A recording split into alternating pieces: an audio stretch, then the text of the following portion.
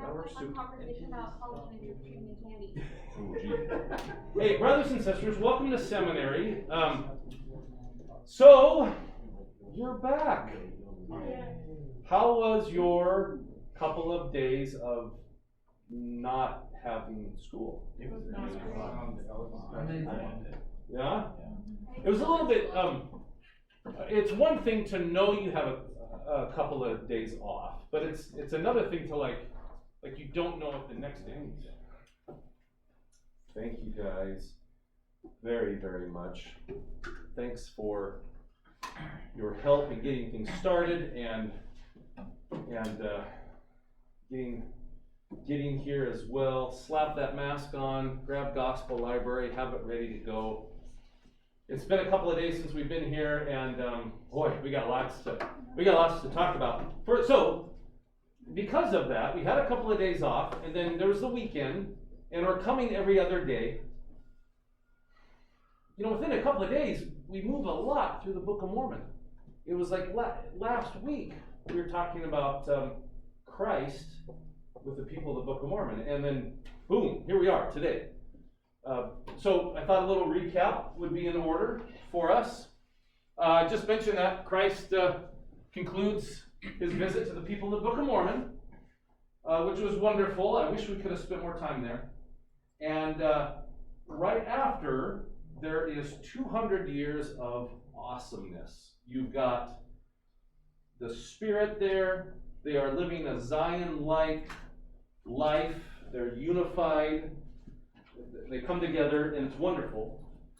And that lasts for 200 years. And then there's a kind of a switch. We see the old pride cycle come back. We see Getty and robbers show up again, and that division happens again. So anyway, the first 200 years are great. The next 200 years, lots of pride, lots of war. And if you see on the chronology chart, that group of Nephites just gets smaller and smaller. One bright spot, though, Mormon is called to take care of the records. He's condensing everything down into a set of gold plates. And I kind of goofed this up, but it's not him, but it's Moroni. It's Moroni that inserts another record of the Jaredites. That happened way before Lehi and his family came. And he decides to talk about that a little bit because the story hasn't been told yet. And so that's where we jump back into as this Jaredite family leaves their city. It's very wicked. And they've traveled to the edge of the land. They're at the seashore. And that's where we jump back in. Okay? All right, we covered all that. Who knows what this is? A triangle. It is a triangle. The right triangle. The right, it's not the wrong one, it's the right one. Isn't that Pythagorean theorem? It's a who? Isn't that the Pythagorean theorem? Pythagorean Theorem? theorem. Nope. Pythagorean theorem. Yes. Yes, you're right. You're right. How to find the area of kind of a funny shaped triangle. How many of you have used this today in your comings and goings throughout the day? You did? No. I haven't. Then why would you study this in school? Because It's fun. Hey, for some people this is a hoot. That's true. That's true. Because the government decided stuff for everyone. Well, it is part of the curriculum. You got to cover it. That's true. Yeah, public schools. That's right. Have you used it today? No. Do you think you'll use it more in the future? Probably not. Probably not. Actually, in the last class period, one student said, "Yeah, we were doing some woodworking, and we had to figure out how much wood we needed and to cut." And he said, "Yeah, actually, we did have to use this." I think I remember using it once when we were laying sod. You know, we had the driveway, and then we had the edge of the sidewalk, and then the walkway was kind of curved, and I went, well, this is kind of a triangle. I guess I gotta figure out how much sod to buy and how many rolls I needed, and then I had to multiply it times the amount per roll, and I had to do some more math. So it popped up once in a while, but honestly, I don't think it's about always using it. I think it's how to solve a problem. You're probably not going to use much calculus throughout your life, unless maybe you're a mathematician. That could always happen. But I think it's more about, do you know how to solve a real complex problem?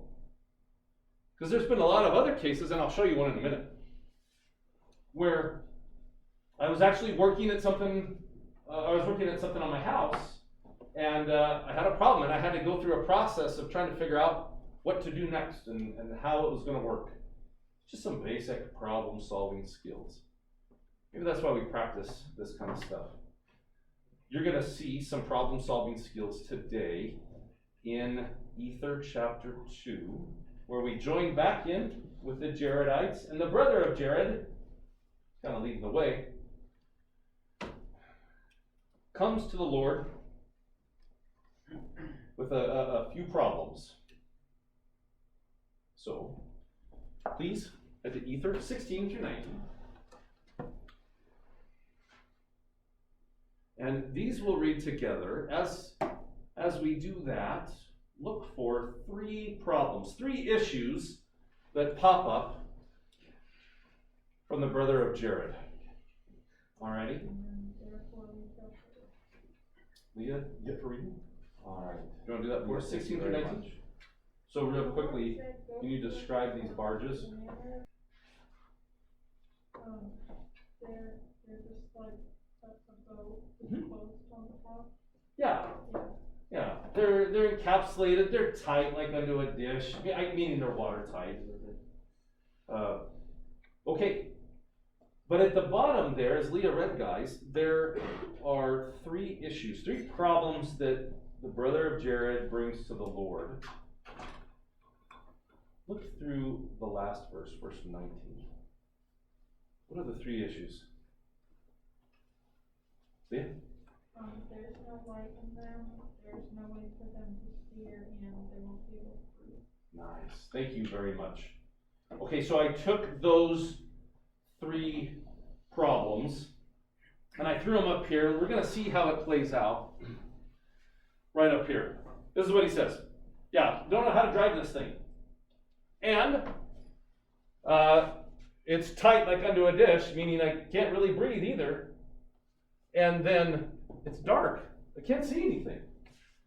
So those are the 3 issues that he brings to the Lord. Would you please move on to the next couple of verses, 20 through 25, and just on your own, quietly, see if you can find what the Lord says about each situation, each problem, just to yourself.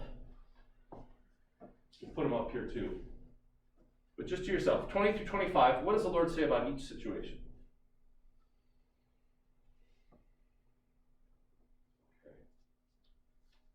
Thanks again for looking at that. I kind of gave you a little bit of help about where you can find what the Lord said.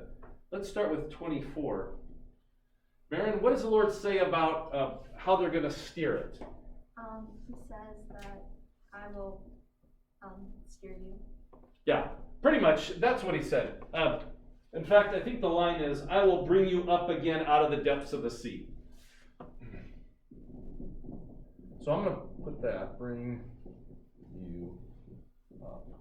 You know, I can control the waves and the wind and all of that. I can kind of get you through where we need to go.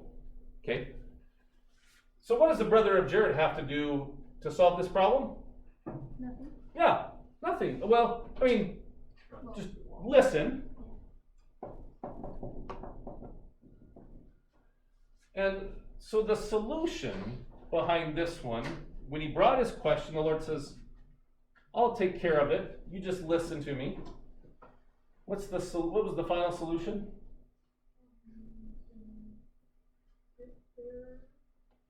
get their sewer to our place.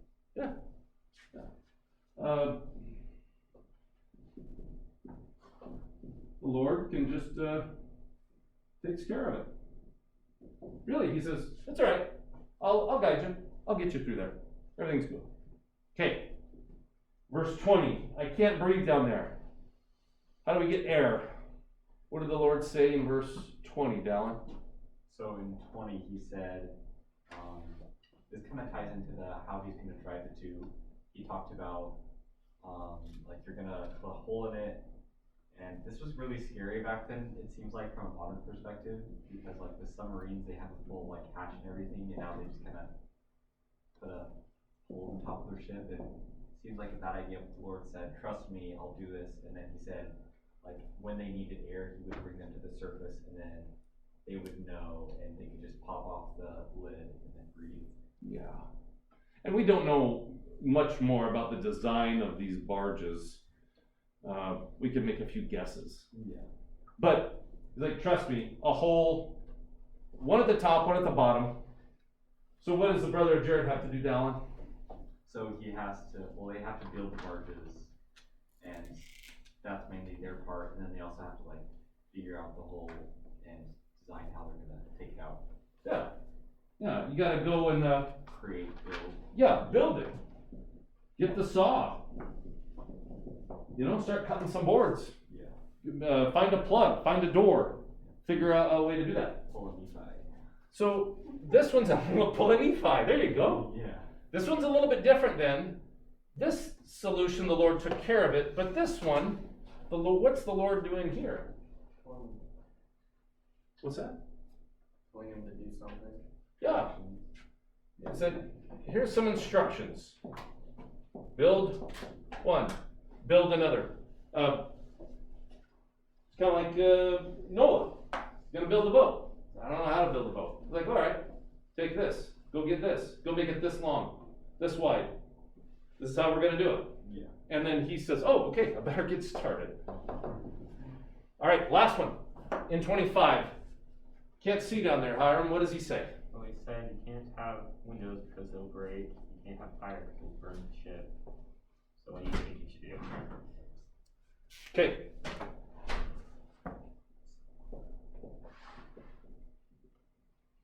Yeah. What should I do? So after hearing that from the Lord, what does the brother of Jared have to go do next? Think of a solution for it. Yeah.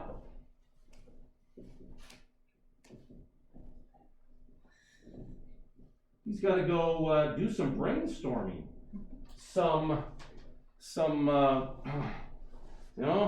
kick around some ideas. And really, he's got to invent a source of light. It's kind of like Moroni all of a sudden coming up with an iPhone. You know, they don't have flashlights. Candles aren't going to work. Windows aren't going to work. He's got to come up with a whole different kind of light source. So, the solution for this one? The Lord. I mean, It will be the Lord. both. I mean, he kind of had to go to the Lord and ask him, like, I found no other way. And then the Lord saw it, so Okay, there you go, I'll Dallin. take all paths. Well, I like how you said this. I found a way. And we're going to get into more of that in the next chapter. Do you notice, though, these are three different problems with three different pathways to come up with a solution. Sometimes the Lord says, don't worry, I got it. Other times it's, oh, here's what you do. Step 1, step 2, step 3, step 4. And then this time, the Lord says, that's a good question. Why don't you go do some brainstorming, go figure it out, come back and tell me what you've come up with. Why would the Lord offer different solutions for each different question? Why would he just give them the answer and take care of it, Dallin? This is kind of like simple, but I'll explain it. Like, because you can't use one of those solutions for all three problems. Because in the first one, like, as much as like Jaredites have God on their side, they Yeah. aren't gods themselves, and so, yeah, like, if you stick a paper boat in the middle of a lake, it's kind of go and do it some things, so you have to have divine help in that case True. to get where God wants you, because they didn't really have steering or rudders or anything like that. And then for the second one, like, God can't do everything for us, and like, we have to do what we can on our part, and He'll make up the rest. And so, yeah, like, God could have just snapped His fingers and the boat could have appeared, or the brother of Jared had the opportunity to build the boat with his people. And I think it's a little different from the Nephites in that, like, they didn't have to make tools or anything like that. It seems like they had a lot of supplies with them. They may have had a few. Yeah. Yeah, they may have had a few. But I remember Nephi, when Nephi's told to build the boat, he kind of figures this out really quick, and he's like, okay, Yeah. I gotta get tools. Yeah. I just need to know where the ore is. Can you show me where to start digging? Yeah. Like, it doesn't go super into detail in the. It and did then- not on that. Yeah, for the third one, like, yeah, this is more of a modern approach, it seems like, because, like, we do directly talk to God, but He doesn't really answer us in person a lot of the times. Like, we have to search and then find. And that's Yeah. a really good modern example. Right. So, yeah, like, what do you think? Because candles would suck all the oxygen, and then, I have no idea what else they would have used for light, like. Yeah, that's why I say he really had to come up with something Yeah. new, you know? And I wonder if he kind of had the first idea. It's like, I could melt down some rocks and make them clear. That seems kind of silly. Well, let's see what happens, Yeah. Thank you very much. And it did take faith on the third one too, which was. Oh, yes. Yeah. Yeah, we're going to break that wide open here. Good call. Thank you. Leah, what do you think? Yeah, I think based off of that, like, there were different things that he had to, like, trust the Lord with. Like, the first one, he just had to trust that the Lord would get them where he wanted them to go. Sure. And then the second one, he had to follow what the Lord told him. And then the third one, he had to have faith that that the Lord could make his solution possible. Oh, yeah. Yeah, we've got 3 different situations and 3 different ways the Lord answers them. Each one is specific, and each one works for that particular situation. Thank you, guys. I appreciate that. I had that experience at my own house. We chopped down a tree. Whoops, I forgot to get rid of this here. This was a big tree in a small space, and about a year ago, we chopped that baby down, cut it down. It was right between the driveway and my neighbor's yard, and it should have been like a little pine tree, but it was this huge birch. And it was getting onto our roof and onto our neighbor's driveway and stuff like that, and it had to go. So we get a chainsaw and we cut it down. And then the stump has stayed there for almost a year. So about a month ago, I went out there, and there's really only one cool way to get rid of a stump. You know? Burn it? Oh, we didn't think of that one.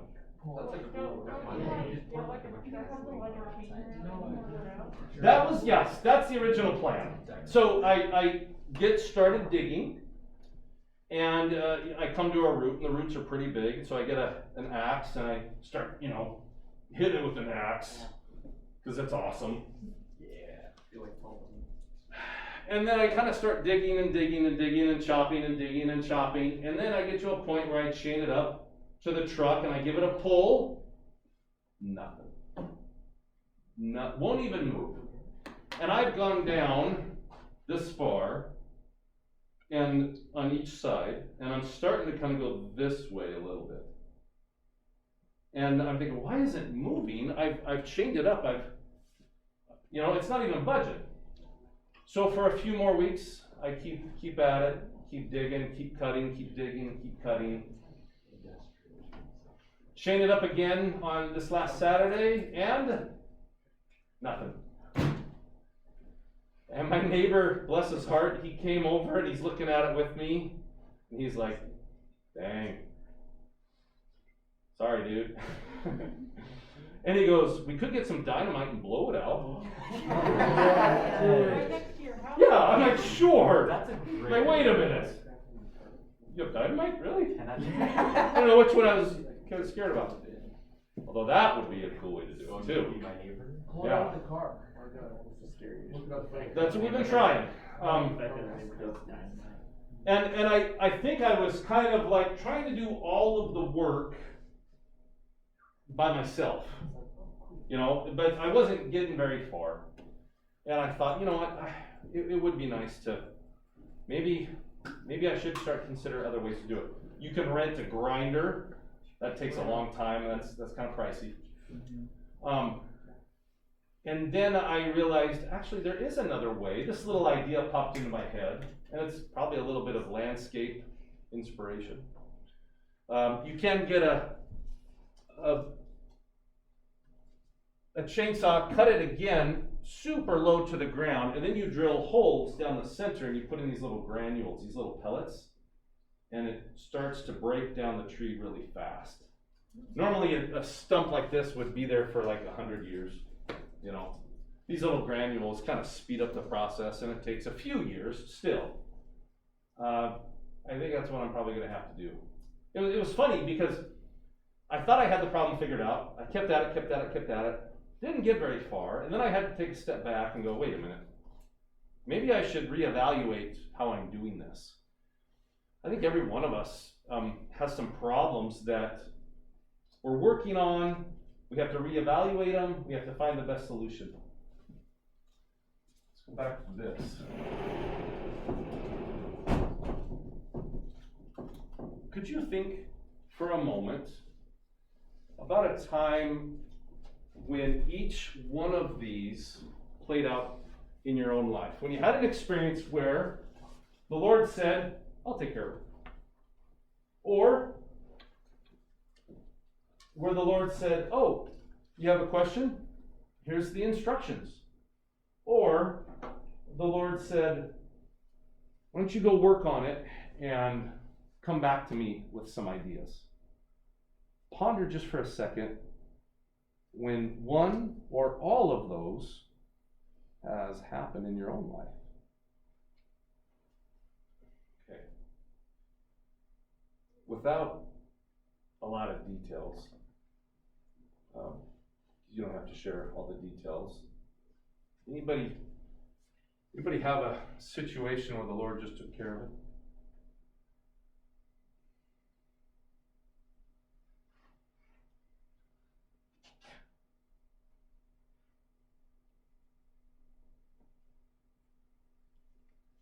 Don? Well, so we were moving about the time when I first got to like the area of Rocky Mountain, Uh-huh. and I lived over by Centennial, and like I had all my friends over there for the past like 13, 14 years, Oh, yeah. and so I was like torn between the two, and so I got a blessing, and it basically told me, go to Rocky Mountain, this will change your life.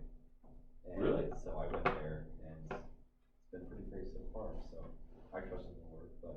I would agree. Yeah. Yeah. I like how you said that. I'll trust the Lord. Like, You said, yeah, go for it, Don. Do it. I'll take care of it. I'll help you out. and it's a little different in the sense like, it wasn't like physically carrying like the brother of Jared, but also like, it was just a direct answer to the question immediately. So, There you go. Yeah. Yeah, it is a little different. Yeah. But in your life, that's what made all the difference. Where it was an answer to the prayer, the question that you had. Nice, thank you so much. Okay, how about a time then when you received some instruction?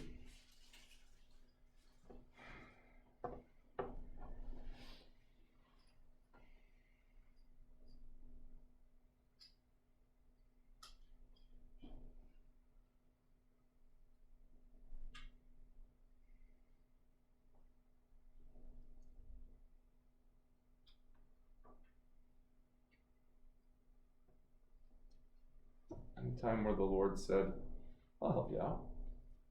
Here's the first step.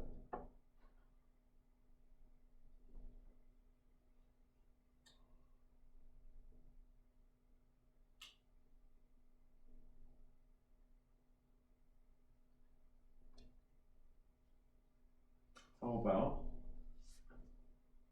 where the Lord said, why don't you go think about it and come up with some ideas, and then you came back to the Lord and said, hey, look, I think this might work. Marion, please. When I got called to be the Young Women 14 class president, Oh, yeah. yeah, I think I really could have gone like anyway and it would have been great, but there's the way that I picked it just like kind of stood out. It's Beautiful. Beautiful. Gosh, that's a great example. Thank you. I think we'll probably see all three of these over and over again. So, Marion, thank you very much. But these will show up time and time again for us. Thank you so much, guys. Here's the principle behind all of this. This is what we're trying to get to.